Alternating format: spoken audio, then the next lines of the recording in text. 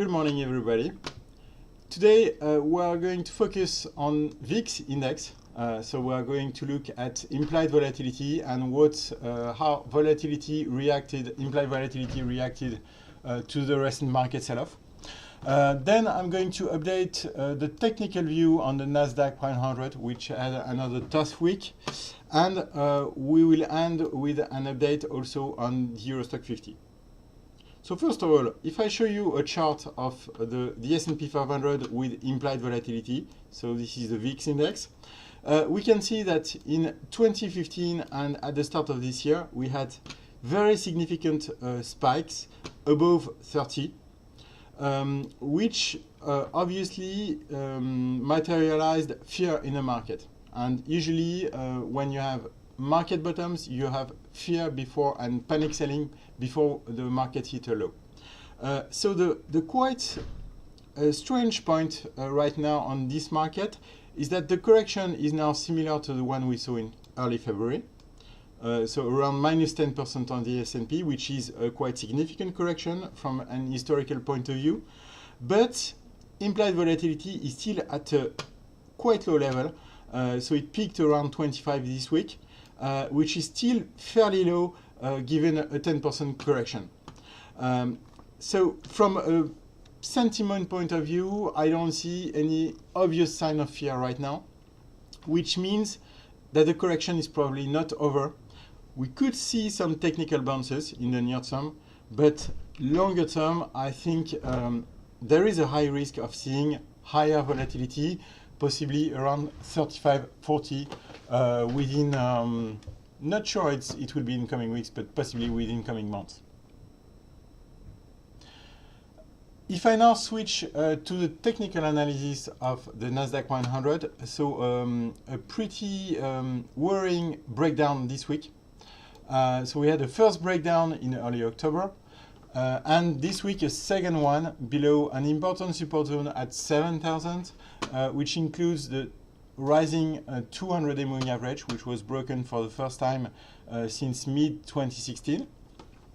And also a break below this horizontal charty support line, at least at the middle of this week. So what we can see is right now that the index is starting to bounce off its first Fibonacci retracement. So 23% retracement of the 2016-2018 upside move. What could happen in the near term is a technical bounce attempt, but longer term, I think this index is likely to go lower and may resume its downtrend and possibly go to the next support, Fibonacci support, which is the 38.2% retracement around 6,250. Which also correspond to the lows seen earlier this year. So the downside risk in the medium term for coming months is a renewed weakness back to 62.50. If I look at the point and figure chart of the Nasdaq 100, it confirms this view. This is the first time since in 2 years that we are seeing two consecutive double bottom breakdown. So you can see that first sell signal here and second sell signal this week. And for the first time since a long time, we are seeing a downside target, which is quite low, which is at 59.80.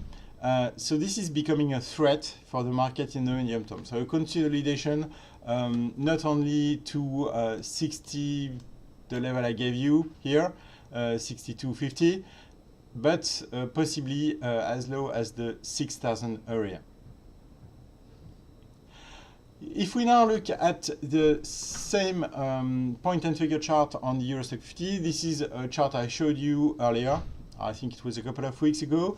I previously highlighted the downside target, which was the risk, obviously, for the Euro Stoxx 50. Downside target at 3,070 points. I had this target on different point and figure charts. And what is quite interesting is that this week we almost saw this target. So the market went as low as 3,100, so 1% above this level.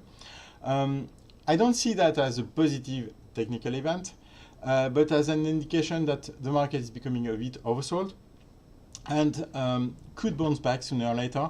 So around, I mean, even if we see renewed weakness next week, I would cut short, obviously, around this level, so around 3,070 points. If we complete this view with Fibonacci retracement, so these are the retracement of the 2016-2017 uptrend. First Fibonacci support, so the 38.2 hit in February.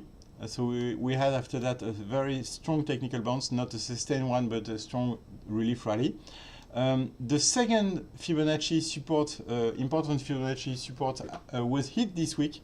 So you can see very clearly this Fibonacci support. Once again, there is a possibility of a technical bounce here. But longer term, I think there is still a risk of seeing lower levels. The next support being 3,033, as you can see here. Another important level to keep in mind, this is the previous breakout point, the one we made in late 2016. This breakout point is around 3,100, so almost hit this week. So if I had to make a bearish forecast, I would say that the risk is to extend the correction between 3,100 and 3,030, which is not far from where we are. So right now, I don't think it's a good timing to add short or to be completely out of the market. I think the risk reward is starting to improve. I'm not saying it's time to buy aggressively the market, but I mean the risk reward is slightly improving, and in the event of a renewed weakness below 3,100, I think it could make sense at least to cut short and possibly to add exposure to the market. Have a nice trading day and a good weekend.